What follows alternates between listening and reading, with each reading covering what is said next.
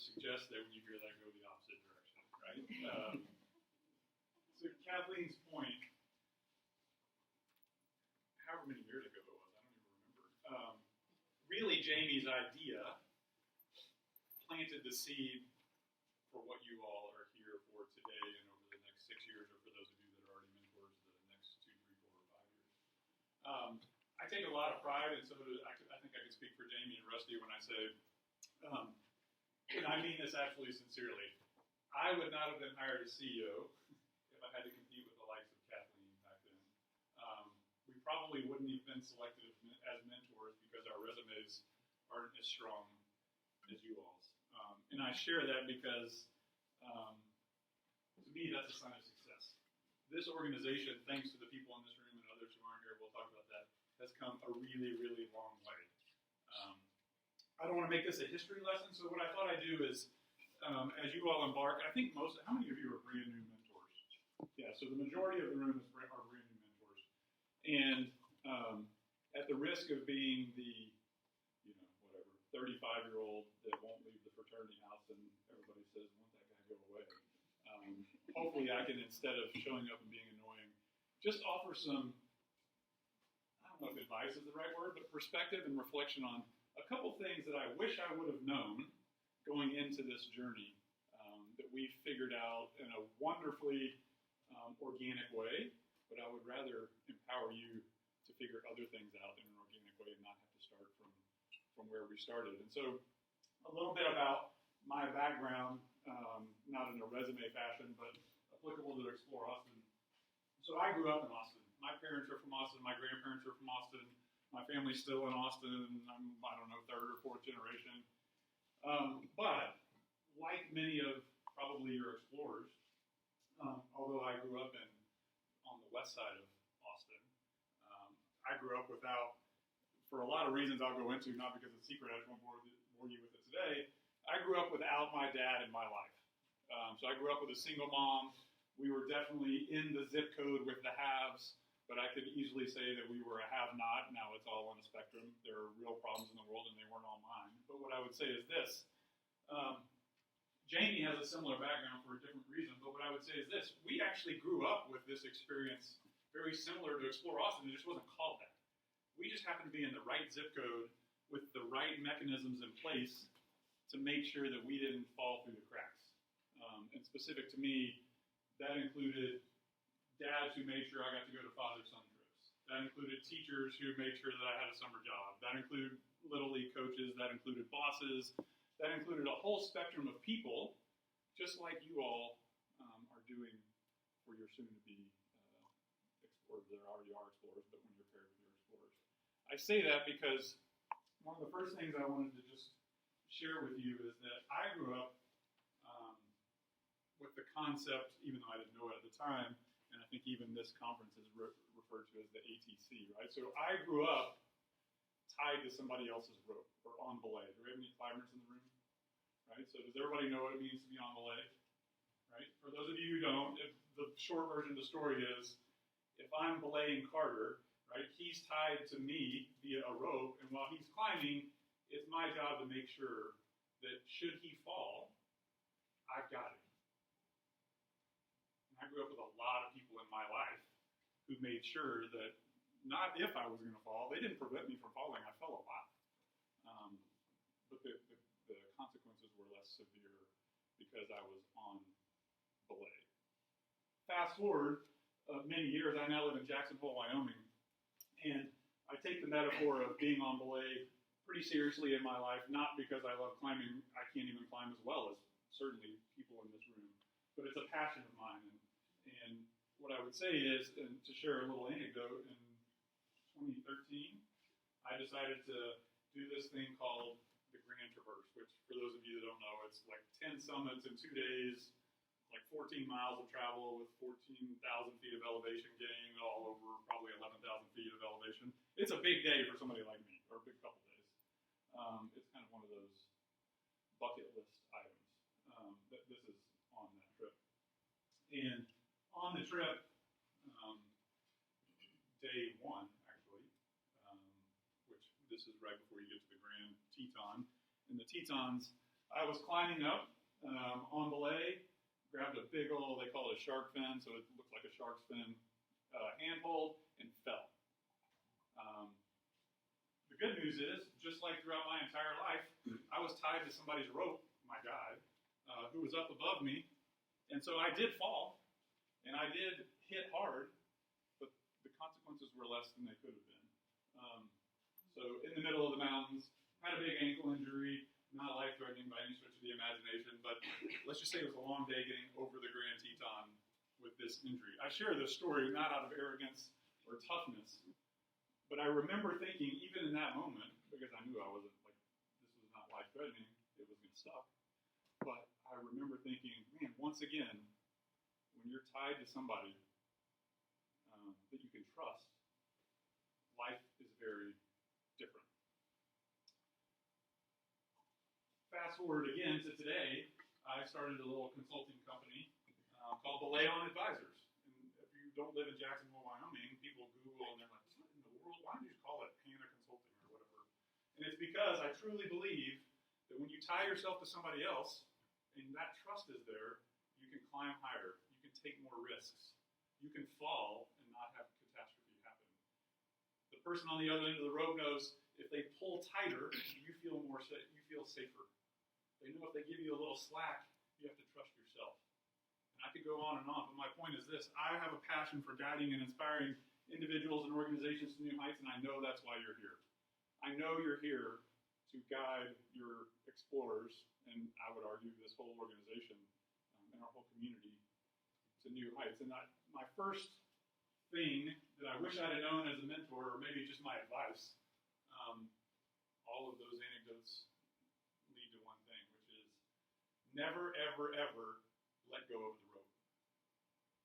If you go back to this, what would have happened if that guy had let go of the rope? I wouldn't be standing here today. If the people that raised me had let go of the rope, I wouldn't be standing here today. And I share that because you're about to tie in, literally and metaphorically, to your explorers. And it used to be on the website of mentoring.org. I suspect it still is somewhere. But rule number one, almost like the Hippocratic Oath of Doctors, does anybody know what the first rule of mentoring is? First, do no harm. And it's scientifically proven that the biggest harm you can do has nothing to do with screwing up as a mentor. It has nothing to do with saying the wrong thing. It has nothing to do with probably most of the fears that you have entering this journey right now. It has to do with what I would call letting go of the rope. I don't expect you to be a mentor the rest of your life. I would like for that. You can hand the rope off, just don't let it go. Because this person is tying into you, and what you're going to find out really quickly is you're going to need them to hold you in this same relationship. So number one as an entering mentor is don't just never, ever let go of the rope.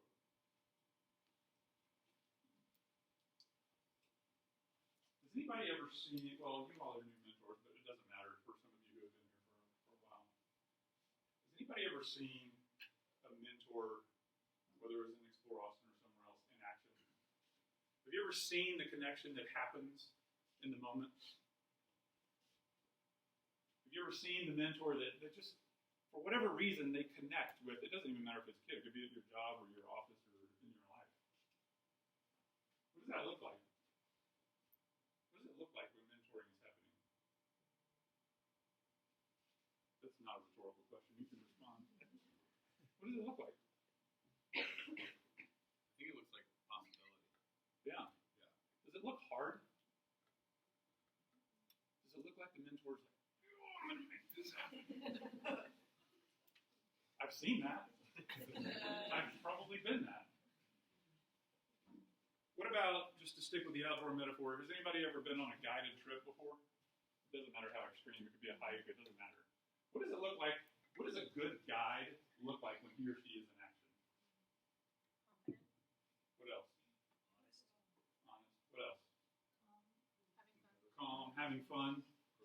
Focused. Has anybody ever experienced flow? You guys know the concept of flow? Anybody ever experienced that? What happens? In the zone. Yeah, in the zone. Somebody said, what else? ever do something that, like, you're so in the zone or flow or whatever word you want to use, you lose track of time? Why is that? Challenge is hard enough that it's engaging, but not so hard that you're incapable. Yeah, absolutely. Do you know who experiences flow? Artists. Doesn't matter what their canvas is. Doesn't matter what the medium. They could be an elite athlete. They could be a high school. It doesn't matter. Artists experience flow, and here's my point in this. Mentoring is an art, not a science.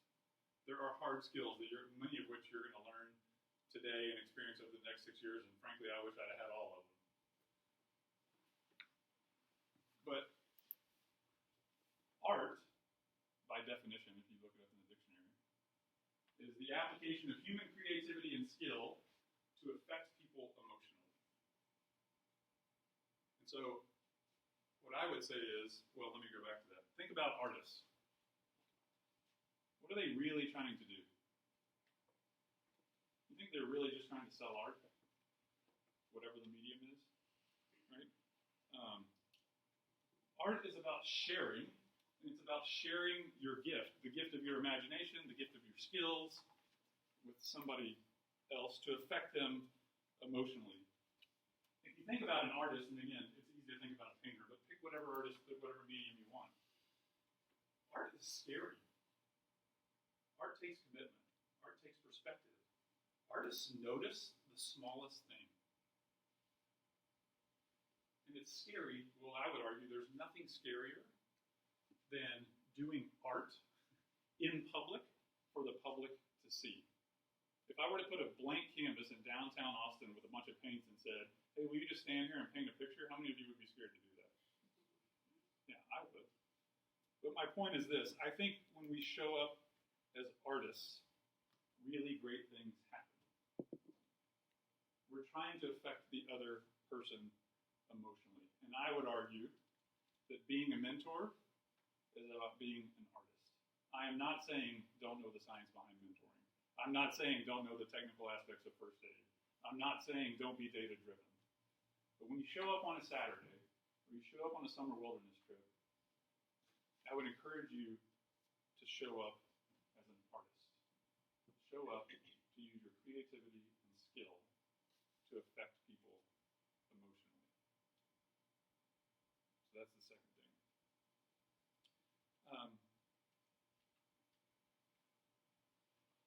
In 2000, I can't even remember, James, you probably know. 2009, probably. Maybe it was 11. I don't know. This was class 1. The first mountain bike trip we had done in the Terrell Mountains in Colorado. Does that trip still exist? Yes. A better version of it. What's that? A better version of it. Yeah. Well, I don't know if it's better or worse. But my point is this. At that point, that trip was about a 70-mile, if I remember correctly, James, mountain biking trip over the course of a week at high elevation in the Terrell Mountains. You can tell our gear was a little different in year 1. We had rain ponchos and cotton clothing. It poured rain the entire time. It was a long week. And at that point in my life, unlike it looks today, I was actually pretty darn fit. And it was a long week for me. And we got to I don't remember if it was the last day, James could tell me, probably second or third, the last day. And we had an explorer named Juan. You can't see his face, but he's in there. And Juan had a rough week. Physical fitness was not his strength. This was year 1. Our gear was subpar, to say the least. It was cold. It was raining. It had taken a toll on Juan. And this second to last day, or whatever day it was the last day of the big ride. And we were at the bottom of what was, I think, probably arguably the longest, I don't think it was the steepest, but definitely the longest hill climb of the ride. Juan was pretty much done. He said to me, and Rusty, hey, I'm spent. I'm going to get in the support van. The problem was, on the section we were on, there's no support van. The support van had to stop and go around and meet us wherever. I mean, again, James could give you the logistics. And so I had to have a conversation with Juan. Hey, this is one of those times where failure is not an option. There's no van. We've got to get the next whatever number of miles it is up to the top of that hill. And once we're there, we can get there. So again, there's no choice. And as a mentor, the commitment I made to Juan and Jamie and Rusty as well, but they were dealing with some other kids at the time, was, hey, look, I'll be by your side, and I'll do whatever I need to do to push you to get up that hill and to finish this ride. And so we take off in our ponchos and freezing cold rain. I think it even hailed that day. I might be wrong. It definitely hailed at some point. So we started up on these mountain bikes, and literally, for most of the ride, I rode next to Juan with my hand on his backpack, pushing up the hill. That is hard to ride. There's no way I could do it today. I'm too out of shape. And about, I don't know if it was halfway, but at some point up the hill, Juan was, he was done. To be honest with you, I was pretty done too. But we weren't there yet. And I was trying to push Juan both verbally, like, hey, you could do it, all of the things that we push people to do. I was literally riding next to him, trying to push up the hill. And I just, something clicked. And I remember thinking at the time, wow, I bet Juan has never had somebody push him like this. Going back to my story, I had people pushing me my entire life. I was used to it. I knew what it was like to dig deep, to embrace the suck, to persevere, to push through. I knew what that was like. I suspect Juan had never had somebody push him like that.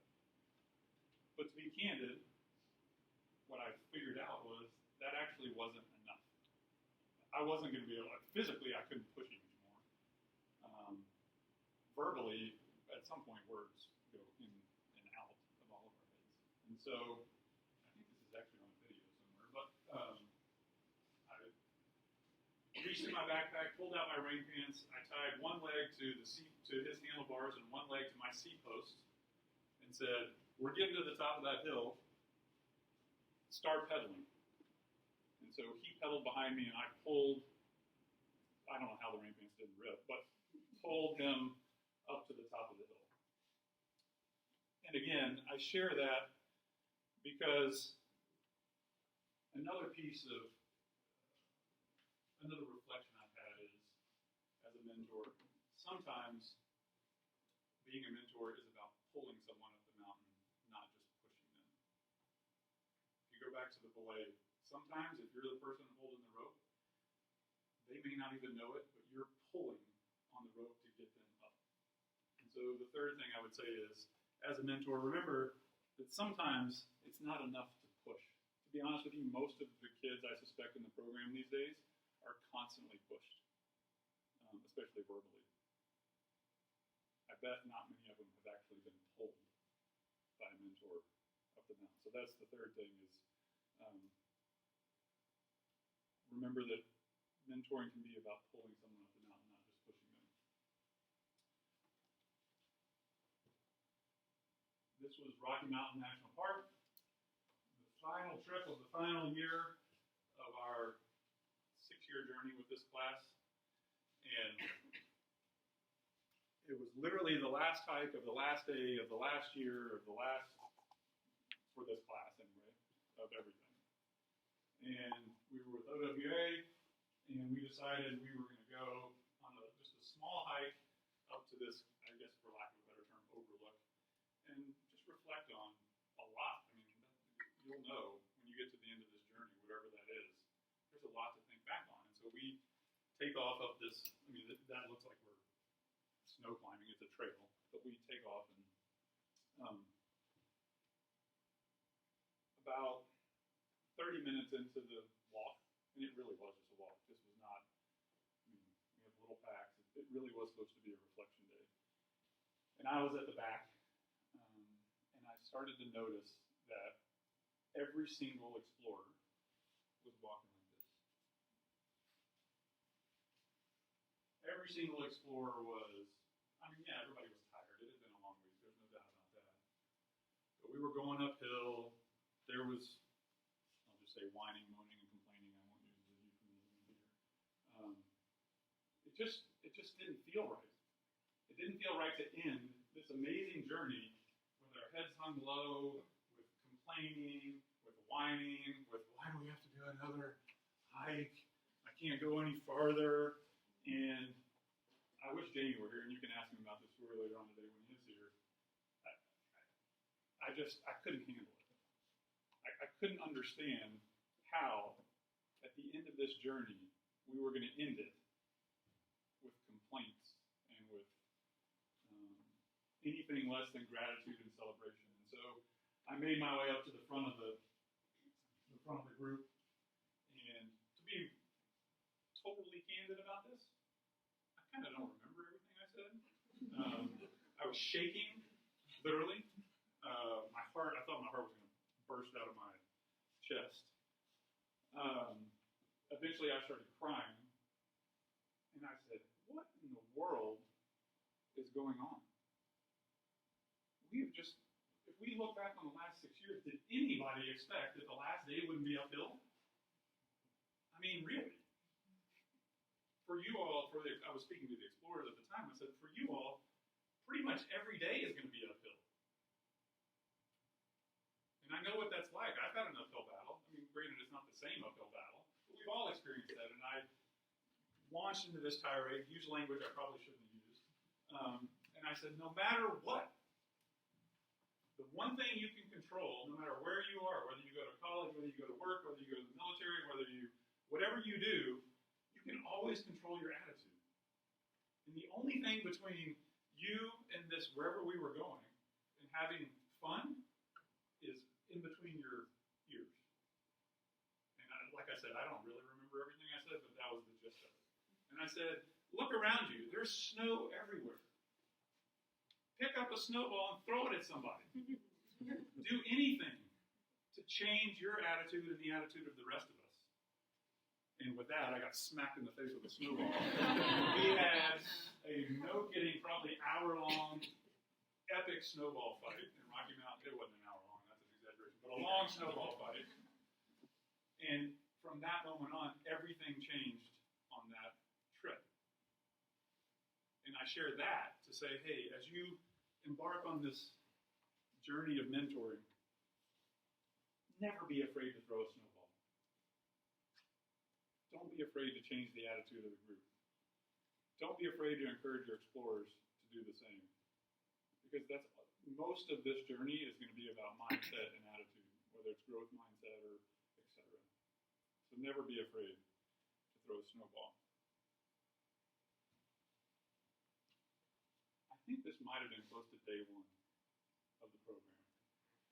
That's Jamie and Rusty. I guess I was taking a photo or something. A bunch of others.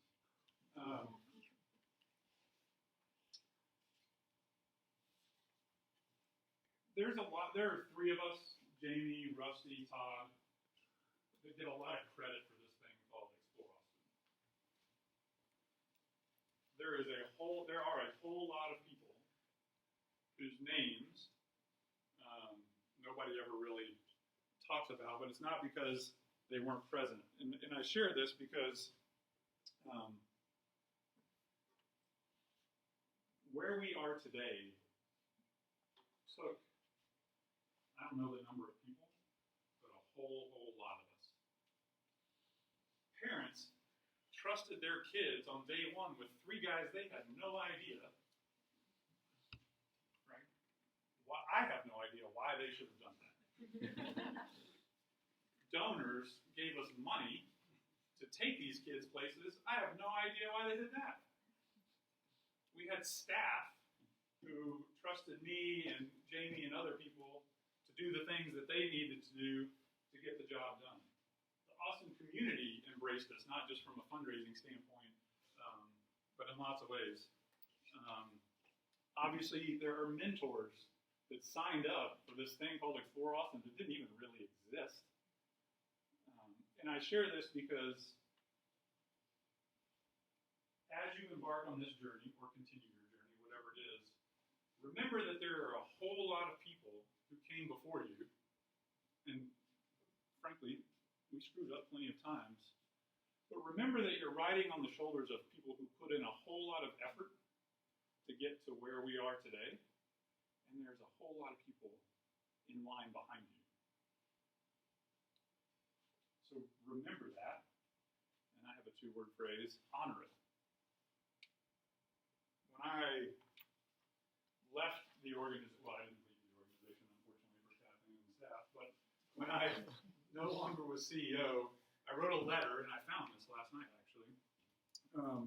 And so, as I say to you all, honor it and leave it better than you found it as you embark on this journey. What I said in this letter was,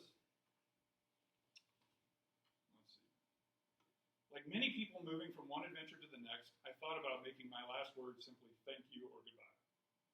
But those seem too simple, too generic, too passive. 6 years, over 95,000 hours of mentoring, 16,000 miles on the trail, 2,000 hours of community service deserve a more powerful statement. The hundreds of donors, explorers, mentors, families, board members, advisory board members, staff, the entire Austin community that have walked alongside us on this journey deserve more than a thank you note.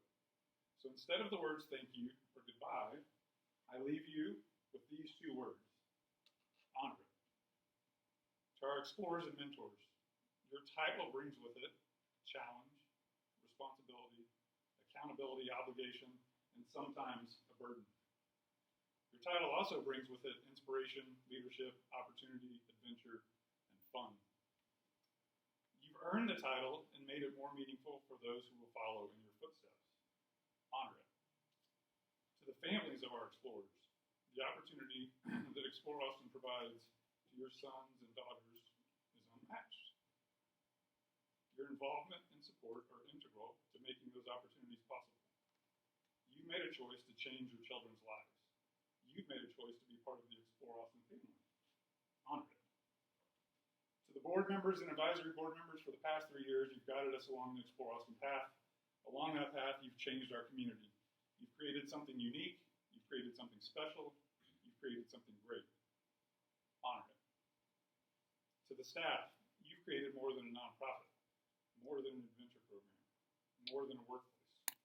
You've created a special way of doing things. You've created a culture around leadership, mentoring, and adventure. You've created Explore Austin.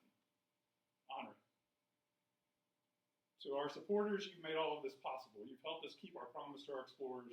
You've helped continue to make a commitment not just to our organization, but to each individual explorer and mentor. You've created hope. You've created opportunity. You've created a movement. Honor it. And to the Austin community, you've embraced us, you've accepted us, you've acknowledged us, and yet you have a chance to do so much more. You have a chance to join us. You have a chance to be part of something great. You have a chance to make an impact. You have a chance to change lives. You have a chance to change the world. Honor it. So the second to last thing I'll say is, leave it better than you found it, and honor it. And lastly, towards the end, or actually not towards the end, I guess at the end, on that same Rocky Mountain trip, on the very, very last day, literally the last day, not the last hike, of the last trip, of the last year, of the last day, etc. I guess you all haven't met him yet, but at some point you probably will. There was a videographer who has been an integral part of the program. I don't know if he still is or not, but Aaron Weiss, for instance, on that mountain biking trip, this was before Aaron was well known as a documentary filmmaker, and he had a camera duct taped to the front of his bike with a trash bag over it and a poncho over him. When we got to the end of that trip, he was pulling mentors and explorers aside and just doing little, like you do in a documentary, little interviews. And I happened to be standing in the background, and he was talking to one of the mentors, and I don't think the mentor knew I was listening. But his question was, what do you hope for these kids? And the mentor paused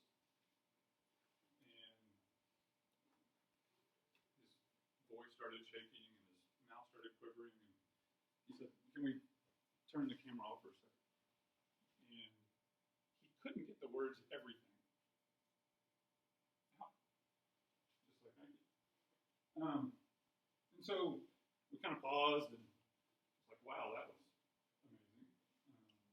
But that night, we were back at a cabin essentially before we headed out the next day, and we had a circle in kind of a rosebud thorn or reflection or one of those activities. And again, this is the end of a really long journey, and the same question came up. And we went around the circle, and as you can imagine, there was all kinds of emotions and tears. And I said, we asked each other that question, actually, is what happened. So we went around the circle and said, what do we hope for? And I said, I hope that you are explorers for life. Not just that you're action-oriented, courageous, excellent teammates, and strong communicators. I hope you're tied into somebody. I hope you have a mentor. I hope you are a mentor. I hope you seek adventure. I hope you struggle. I hope you fall. I hope you get back up.